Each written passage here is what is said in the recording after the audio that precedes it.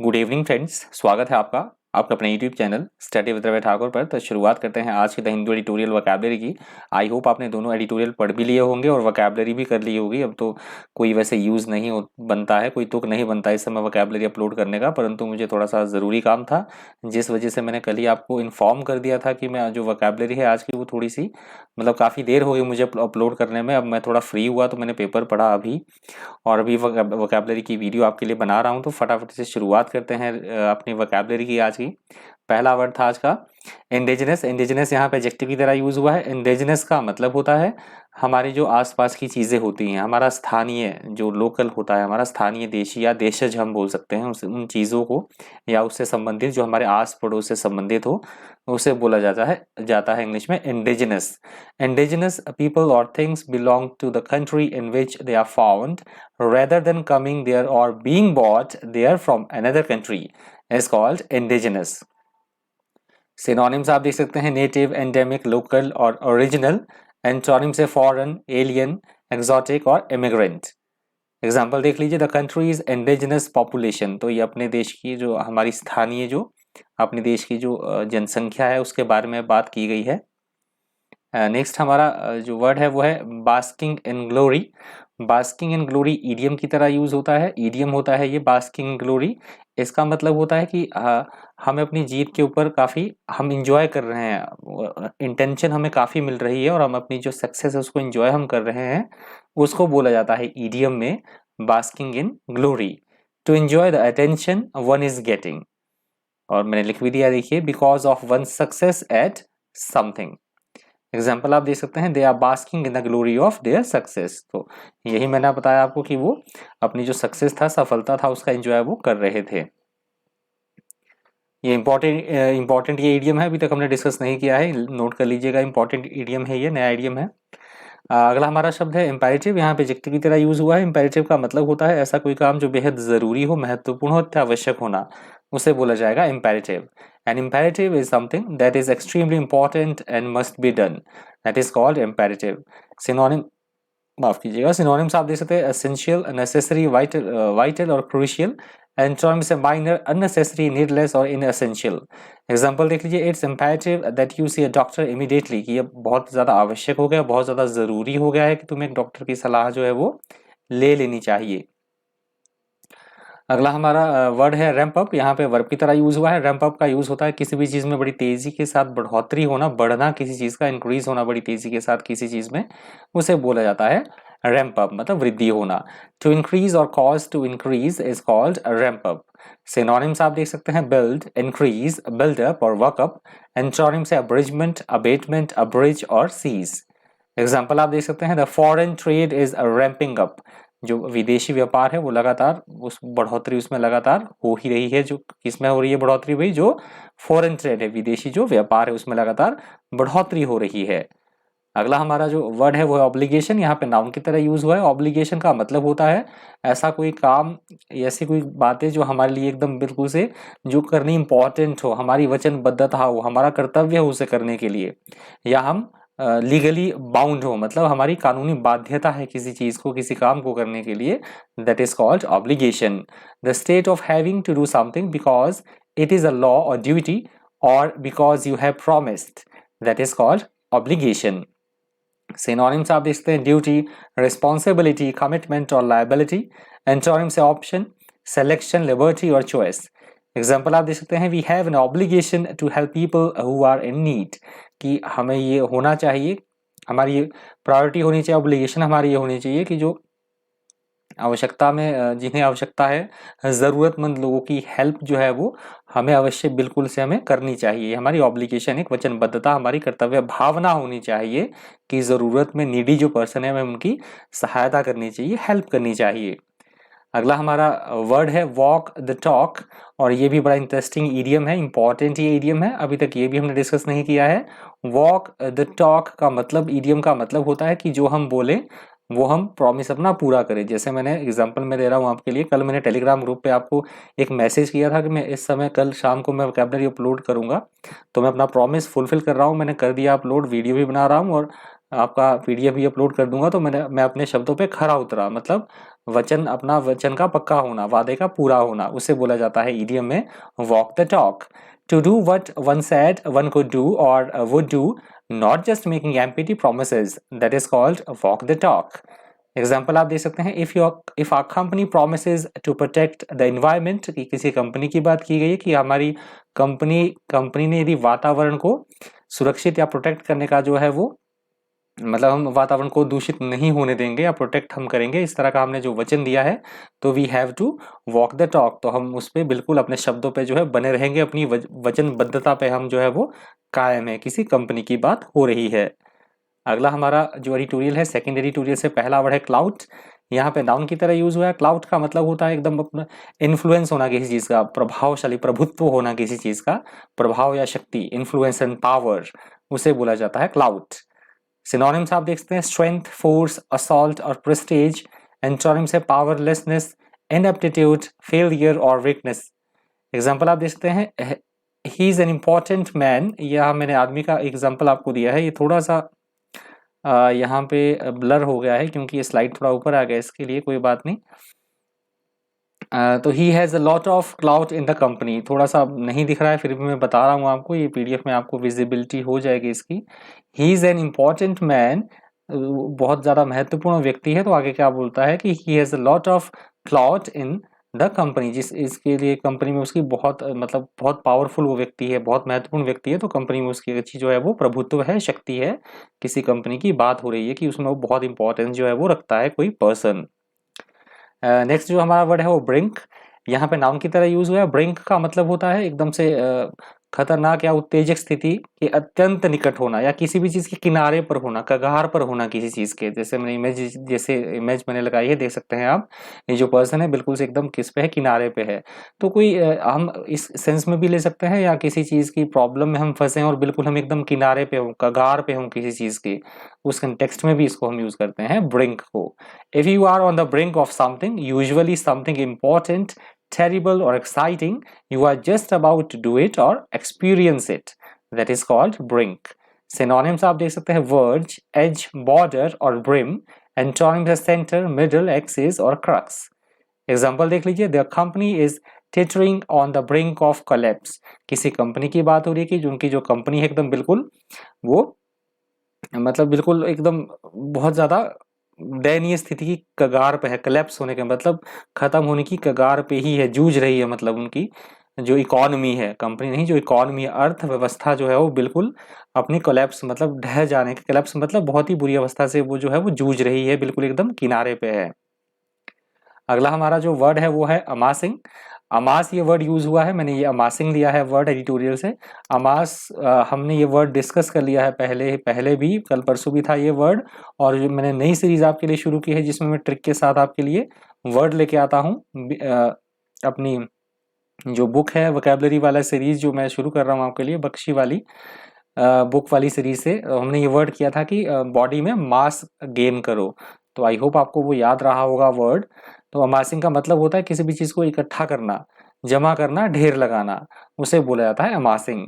If you amass something such as money और information, you gradually get a lot of it, that is called amassing. Synonyms आप देख सकते हैं, gathering, collecting, accumulation और collection. Antonyms है dissipate, spending, allot और circulate. Example आप देख सकते हैं, we have amassed a lot of information on the subject. किसी एक विषय की बात हो रही है, किसी सब्जेक्ट की बात हो रही है कि इस विषय के ऊपर, इस सब्जेक्ट पे हमने बहुत सारी जो है वो इन्फॉर्मेशन इकट्ठी की है, बहुत सारी इन्फॉर्मेशन हमने गैदर की है। और आज की द हिंदू ट्यूटोरियल वोकैबुलरी का अंतिम शब्द है मिजरीज। यहाँ पे नाउन की तरह यूज हुआ है। मिजरीज का मतलब होता है हम किसी तरह की विपत्ति, मुसीबत, संकट या फिर बहुत ज्यादा निर्धनता, बहुत ज्यादा गरीबी होना, बहुत ज्यादा दुखी होना, उसे बोला जाता है मिजरी या miseries. Misery is great and happiness. Synonyms आप देख सकते हैं, अफ्लिक्शंस, वूज, सफरिंग और एगोनीज। एंटोनिम्स है हेवंस, डिलाइट्स और जॉयज। एग्जाम्पल देख लीजिए, I couldn't bear to see him in such misery. किसी की बात हो रही है कि मैं उसे बिल्कुल भी दुख में जो है, परेशानी में जो है वो नहीं देख सकता हूँ। कोई पर्सन बोल रहा है कि मैं उस व्यक्ति को बिल्कुल भी किसी तरह की दुख में, संकट में या मुसीबत में नहीं देख सकता। तो ये वर्ड आज के द हिंदू ट्यूटोरियल वोकैबुलरी का अंतिम शब्द था। बढ़ते हैं अपने नेक्स्ट टॉपिक की तरफ। माफ कीजिएगा, बढ़ते हैं अपने नेक्स्ट टॉपिक की तरफ। हमारा जो नेक्स्ट टॉपिक है वो है हमारा इडियम्स और फ्रेजेस और अपना वन वर्ड सब्स्टिट्यूशन। तो पहले बढ़ते हैं अपने वन वर्ड सब्स्टिट्यूशन की तरफ। पहला हमारा वन वर्ड सब्स्टिट्यूशन है योक। अब ये योक क्या होता है, देखिए ये मैंने इमेज आपके लिए लगाई है यहाँ पे, समझने के लिए थोड़ी सी आसानी होगी। ये फार्मर है कि हल जोत रहे हैं, जो ये बैलों के ऊपर जो लकड़ी का ये डंडा लगा है, लकड़ी के डंडे लगे हैं ये, जिससे बैल बंधे हैं, तो इसको बोला जाता है योक। जिससे ये जुतने के लिए, मतलब जब जुताई होती है खेत की, हल चलाते हैं जब, तो ये लकड़ी के द्वारा बना है जिससे बैल ये बंधे हैं, तो इसे बोला जाता है योक। ठीक है। या फिर घोड़े का तांगा आपने देखा होगा, तो घोड़ा जिससे वो काट जो खींचता है घोड़ा सामान ढोने के लिए, तो जिससे वो लिंक होता है घोड़े और उस तांगे, मतलब जो वो तांगा होता है उसमें जो जिससे जोड़ा जाता है उसको काट को जिसपे वजन ढोया जाता है, तो उसे भी बोला जाता है yoke. A wooden object used for connecting animals that are pulling a vehicle. तो ये व्हीकल की सेंस में मैंने दिया है। एग्जाम्पल आप समझ गए होंगे अच्छी तरह से मैं क्या बोलना चाह रहा हूँ। एग्जाम्पल आप देख सकते हैं, every farmer knows how to yoke the oxen together. Obvious सी बात है, कोई किसान होगा, मैं भी किसान हूँ, एक किसान फैमिली से बिलोंग करता हूँ, तो मुझे अच्छी तरह से पता है कि योग क्या चीज़ होती है। और आप बहुत सारे लोगों को आपको पता होगी, नहीं भी होगी तो मैंने इमेज लगा दी है आपके लिए। तो ये ऑब्वियस ही बात है, किसान होगा तो वो अच्छी तरह से जानता है कि बैलों को कैसे जोतने के लिए, जब उन्हें हल चलाया जाता है खेतों में, तो कैसे जोतने के लिए उनको मतलब इकट्ठा क्लब किया जाता है, किस तरह से उसे काम में लाया जाता है, तो ये हर एक फार्मर अच्छी तरह से जानता है। अगला जो हमारा वन वर्ड सब्स्टिट्यूशन है वो है रेंसिड। रेंसिड होता है बासा खाना, हैविंग अ स्टेल स्मेल और टेस्ट, जिसमें कि बहुत काफ़ी दिनों का खाना बचा हो, बहुत ज़्यादा गला सड़ा हो, बहुत ज़्यादा फाउल स्मेल आ रही है उसमें से, उसे बोला जाता है रेंसिड। एग्जाम्पल आप देख सकते हैं, बटर सून गोज, या हम बोल सकते हैं turns rancid in this heat. Obvious सी बात है, गर्मी में जो है बटर अगर ज़्यादा आप रखोगे, मतलब फ्रिज में नहीं रखोगे, वैसे रखोगे तो खराब हो जाएगा बिल्कुल से। बटर के गर्मी में चाहे कोई भी चीज़ आप रखोगे तो बिल्कुल से खराब होने लग जाएगी, बहुत ज़्यादा स्मेल आनी उसमें से शुरू हो सकती है। अगला हमारा वन वर्ड सब्स्टिट्यूशन है बायोडिग्रेडेबल। तो मैंने बताया था आपको, बायोडिग्रेडेबल ऐसी चीज़ें होती है जो कि जैविक प्रक्रिया जिसमें होती हैं और जैविक प्रक्रिया होने के कारण नष्ट हो जाती है वो, और खाद टाइप बन जाती है उसकी, ऐसे पदार्थ जिन्हें कि जलाना ना पड़े, वो ऑटोमेटिक मतलब अपने आप से नष्ट हो जाए। डिग्रेडेबल जो चीज़ें होती हैं, जैसे हमारे जो रसोई में सारी चीज़ें फल सब्जियों के जैसे छिलके होते हैं, तो वो बायोडिग्रेडेबल कैटेगरी में आते हैं। उसे हम ऐसे ही खाद भी बना सकते हैं, उसकी जैव निम्नीकरणीय है। आई होप आप समझ गए होंगे। प्लास्टिक की बात यहाँ बिल्कुल भी नहीं हो रही है, ध्यान रखिएगा। उसे बायोडिग्रेडेबल नहीं बोलेंगे क्योंकि वो नष्ट नहीं हो सकता है। ठीक है, भूमि जब बंजर हो जाएगी, बट जो प्लास्टिक होगा वो नष्ट नहीं होगा, उसे जलाना ही पड़ेगा, जो फिर भी वो पॉल्यूट करेगा एनवायरमेंट को। ठीक है, तो यहाँ लिख दिया मैंने, देखिए, material that changes naturally by the action of bacteria is called biodegradable. Example आप देखते हैं, biodegradable packing helps to limit the amount of harmful chemicals released into the atmosphere. Obvious सी बात है, अगर बायोडिग्रेडेबल जो पैकिंग होगी, प्लास्टिक की पैकिंग नहीं होगी, तो उसे नष्ट करना बहुत ही आसान होगा और वो हार्मफुल भी नहीं होगा हमारे एटमॉस्फेयर के लिए, वातावरण के लिए। अगला हमारा जो वन वर्ड सब्स्टिट्यूशन है वो है ओलिगैकी। ओलिगैकी का मतलब होता है केवल कुछ ही लोगों के द्वारा नियंत्रण होना किसी जगह पे। ओलिगैर्की का मतलब होता है केवल कुछ ही लोगों के द्वारा सरकार चलाया जाना या कोई भी ऑर्गेनाइजेशन चलाया जाना, तो उसे बोला जाएगा ओलिगैर्की।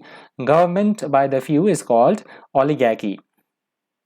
आप एग्जांपल देख सकते हैं, eventually oligarchy took over from democracy, की पहले डेमोक्रेसी थी और धीरे धीरे जो किसने जगह ले ली वहां पे, ओलिगैर्की ने जगह ले ली, मतलब अल्पतंत्र वहां पे पनपने लग गया, प्रजातंत्र से अल्पतंत्र की ओर। और हमारा लास्ट का आज का वन वर्ड सब्स्टिट्यूशन है स्पेलियोलॉजी। स्पेलियोलॉजी वर्ड को स्पेलियोलॉजी बोला जाता है study of caves. Speleology study of caves मतलब गुफाओं के बारे में जहां अध्ययन किया जाता है, तो उसे बोला जाता है स्पेलियोलॉजी। एग्जाम्पल आप देख सकते हैं, he was 33 when he learned about alpine speleology. तो अल्पाइन स्पेलियोलॉजी की बात हो रही है कि वो केवल उसकी जो आयु थी वो मात्र 33 वर्ष की थी जब उन्होंने ये गुफाओं के संबंधी जो अध्ययन करना है वो शुरू किया, सीखा जब उन्होंने ये चीज़। किसी की बात हो रही है। तो आई होप आपको अच्छी तरह से समझ में आया होगा। जो मैंने पांचों के पांचों वन वर्ड सब्स्टिट्यूशन बहुत ज़्यादा इंपॉर्टेंट है, आपके साथ डिस्कस मैंने किए। एक बार फटाफट से आपको रिवीजन में करवा देता हूँ कहाँ से हमने शुरू किया था। पहला था हमारा योक। तो योक होता है जिससे बैलों को जोतने के लिए जिस लकड़ी का प्रयोग किया जाता है उसे बोला जाता है योक। नेक्स्ट मैंने बताया आपको रेंसिड, बासा खाने से जो स्मेल आएगी या बासी चीज़ें बहुत फाउल स्मेल करती है, विशेषतर खाने की चीज़ें, that is called rancid.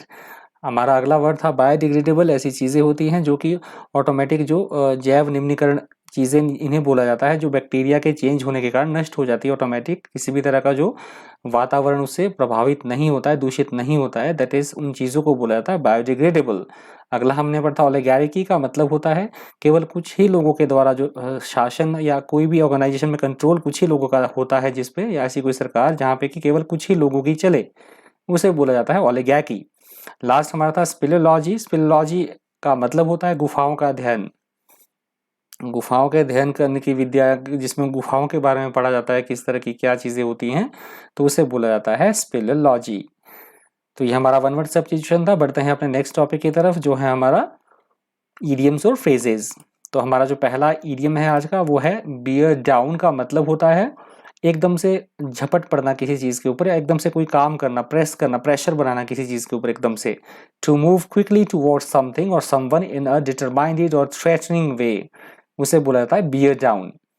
Example आप देख सकते हैं, beer down on it with all your strength, मतलब पूरी तरह किसी चीज के पकड़ने के बारे में बात हुई कि पूरी शक्ति से तुम इस चीज को प्रेस करो, पकड़ो और इसे हिलने मत दो, सो इट डजंट मूव, जिससे कि इतना जोर से इसको पकड़ो जो ये बिल्कुल से अपने जगह से हिल ना पाए।